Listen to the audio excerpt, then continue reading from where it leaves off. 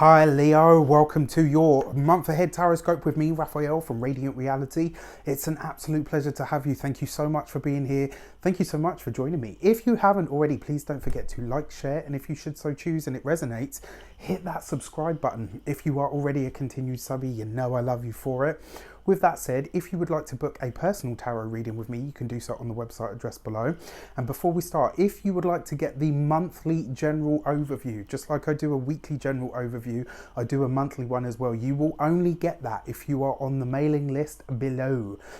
So if you want to sign up to that, please go ahead. And also for those of you that have asked, if you would like to donate to the channel, you can do so on the PayPal link, which is also in the description box below. With that said, I would like to bless all of my decks of cards, as always, with all forms of love, light, peace, prosperity, and abundance. And I pray that the messages that come through are ultimately clear and concise, and they help us on our paths to our highest vibrational good. So let's have a look, see what July has in store for us. Oh, it's all going on. All right, so this month, the month of July, has for us... that feels right. All right, so we've got the Star card as our actions and interactions with the world at large. So your actions and interactions is what you do, right? It's how you move through life or the things that you are doing. The Star card really does, for me, suggest that there is a lot of hope, there's a lot of optimism, but this is about you, and not necessarily moving on your plans, but it does suggest that you're building one, the social circle, or two, the it almost suggests that you're building the tribe around yourself. This kind of feels, for me, it's almost like you're gathering your wings under you before you take flight. So this month of July, your actions and interactions with the world at large are going to be, you know, there's a lot of stuff happening over the airwaves. Why do I say that? The Star card represents the sign of Aquarius, which talks about tribes, but it also talks about the internet. It talks about all of that sort of stuff, and it suggests that you're building connections this month. There's going to be a lot of networking that you're doing this month. It really feels like you're reaching out to the kind of people that are going to facilitate your growth, and this is about you looking for people that are on your wavelength. You're looking for people that not only sympathize with you or empathize with you, but people that genuinely agree with you. And this isn't about, you know, like a confirmation bias. It's not looking for people. This doesn't suggest that we're looking for people that are just going to tell us what we want to hear. We're not looking for yes men and women. We're looking for people that are on our wavelength, people that have a similar outlook and people that have a similar message. The other thing as well with the, because your actions is what you do, right? It's how you show up in the world. And the Star card is also about trust. This is about you showing and demonstrating that you are a person of integrity. You know, happy birthday to those of you that celebrate this. Was it? Yeah, because, well, yeah. Because Leo season starts this month, right? But right at the tip of, or the end of the month, so to speak. So happy birthday to those of you that are celebrating. The Star card does suggest that your solar return is blessed underneath the feeling of the opportunities that you would like for going forward. So although Mercury is retrograde, you know, it's retrograde in the sign of Leo. So for those of you that are early born Leos, you know, right at the beginning, it will go retrograde and you will definitely feel this, right? And there's something actually that I really want to talk about there, because I am, as many of you know, I'm a Leo ascendant. So this is important information for me as well, because this is happening in my first house. Mercury going retrograde in your sign. So especially if you're an ascendant Leo, this is especially pertinent information. But if you're a sun sign Leo, it's just as important. When this retrograde happens in your sign or in your ascendant sign, effectively what's happening is you are looking through the guise of your mind, you're reassessing and re-examining who you actually are, what you actually represent, and how you personally want to be seen in the world. This is about how you put your best foot forward, how you show up in integrity, how you demonstrate who you truly are. The thing about the Star card as well, you see that figure there is completely naked. That suggests trust, it suggests integrity, but it's also coming exactly as you are. No bullshit, no filters, no check out the pow, all of that stuff, right? jokes aside, this is about being who you are, and it's about getting back to that person. So if you find yourself deeply reflective this month, just like the figure on the card looking into the pool, this is about you looking into your personal subconscious. This is actually a really powerful message, especially considering the retrograde. This Mercury retrograde is taking the mental focus and clarity down into the Leo center, the heart space, or the spine, right, or your backbone, how you show up, how you demonstrate your leadership qualities. And what is a leader? Somebody that knows how to be in integrity, somebody that knows how to genuinely be who they truly are, somebody that you can trust with your information, somebody that you feel a sense of kinship with. The only reason anybody ever follows anybody is because they believe in something that that person stands for or something that they say. Well, this Mercury retrograde is going to be asking you to ask yourself that question. What do I believe? Who am I truly? And am I presenting myself in a way that I believe, that I know to be true in my heart about who I truly am? Is the message that I'm putting out there really reflective of who I am and what I actually feel that I need to say and demonstrate? This is an important retrograde for us because it will go back into Cancer, the 12th house. So it's going to ask you to not only look at yourself, but it will delve back into the 12th house as well. So that it's kind of saying, right, okay, so who am I? Let's have a look at the past in relation to the past, where I've been, who I've been. Am I moving forward or progressing in the way that I truly feel is representative of who I am now? Who I am at this moment in time. It's a really, really big one this month. So let's have a look at the money and materials. What's going on with those coins? All right. Oh, yeah, that feels right. Okay, let's have a look. I felt it, baby. And that is the 10 of Cups, right? So money looks fantastic this month. Ideas that come to you through group interaction, whether this is Zoom calls, Skype calls, whether it's a community that you join, whether it's online or in person, connecting with other people is going to lead you to very lucrative ideas this month. Really interesting as well, actually, aligning yourself with groups over the airwaves, aligning yourself, you know, Mercury retrograde. So watch your communication, show up in your integrity and allow and expect the same of others. And, you know, usually I don't say expect anything of anyone, but this month expect that, because it's what you're giving and you're really questioning yourself at that level to say, you know, am I doing the right thing here? Am I truly giving what I say I'm giving? Expect that from other people. And if they're not willing or able to give it to you, then maybe it's time to sever that tie. You know, be prepared to do that.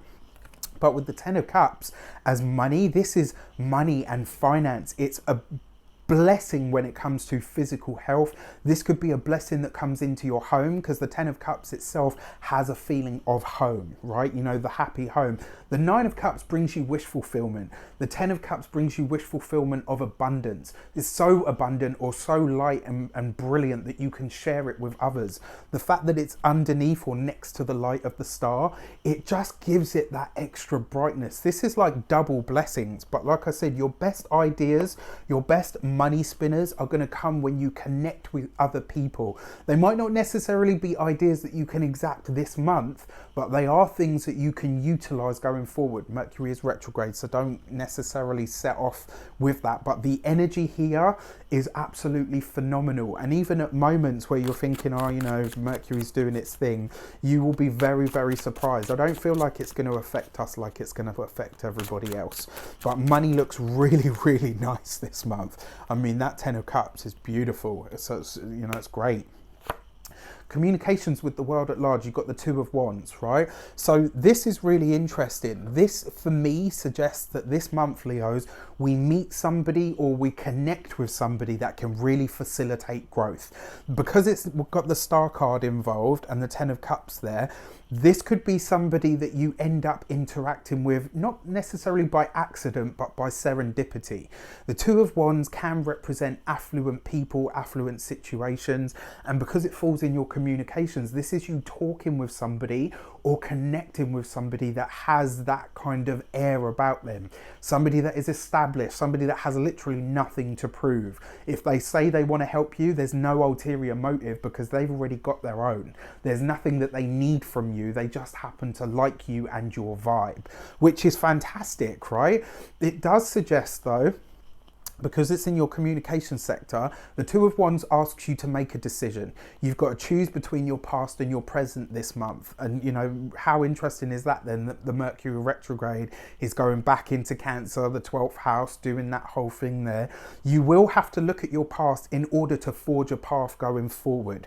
There is definitely that energy there. But this month, Leo, my advice to you, with the cards that have come up so far, please choose your future, because it is so much brighter than anywhere you've been. This is a month where you can really make some headway with dropping some form of baggage.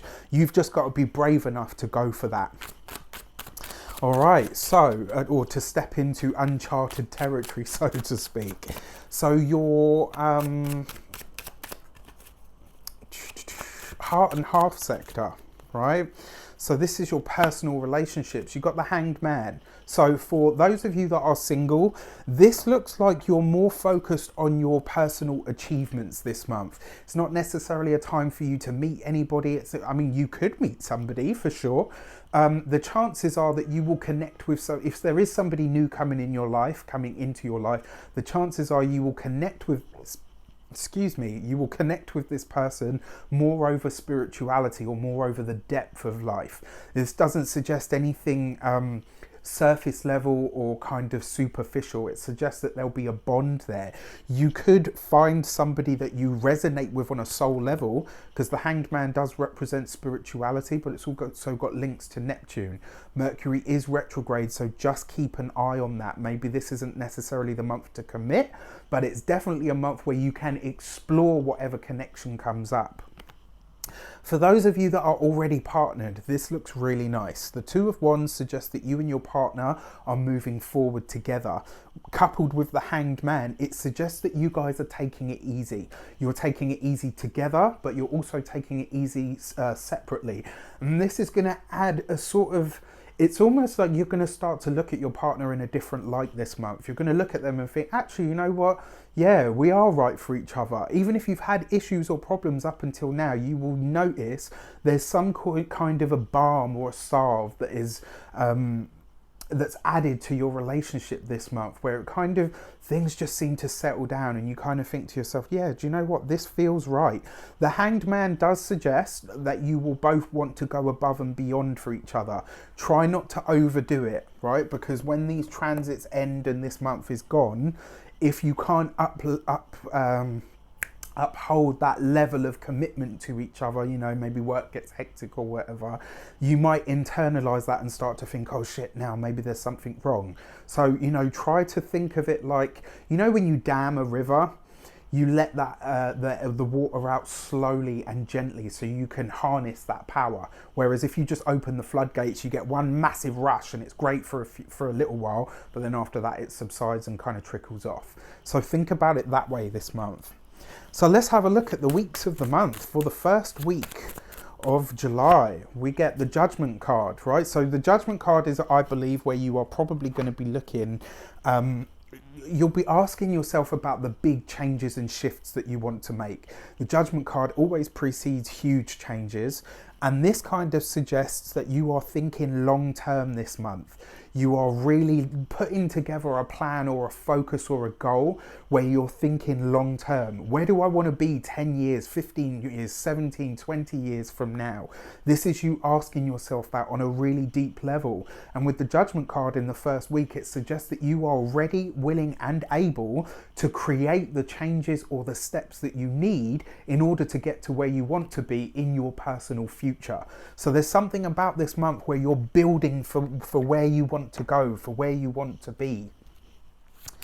So the second week of the month, we get the High Priestess, right? So this suggests that there is definitely something spontaneous happening for you this month, and it is going to be a blessing. The High Priestess suggests hidden things revealed, but sometimes she reveals things to us that we weren't necessarily ready for up until that specific moment in time in our lives. The fact that this falls underneath the Ten of Cups, it could be something that you were entitled to that you didn't realize. It could be somebody contacts you and says, oh, you know what, I remember that you said you were wanting to move and I think I found the perfect place for you. It could be that if you're searching for a home, this second week of July could find it for you. If you can hold off until like literally at least sort of middle of August, because obviously you've got that Mercury retrograde. It's not the month for you to sign any important documents, but it could definitely reveal something to you that you see and say, yeah, you know what, I'm going to hold on to that, or I'm going to keep it in my orbit because I'm ready for that kind of change. When it comes to finances, it does suggest some sort of win or some sort of assistance that comes from somewhere else. Because you've got the High Priestess right next to the Judgment card, that to me spells that there is something in the spiritual realm that is wanting or needing to assist you. This is kind of like, it could be some form of good karma, it could be some sort of long-held secret or something that...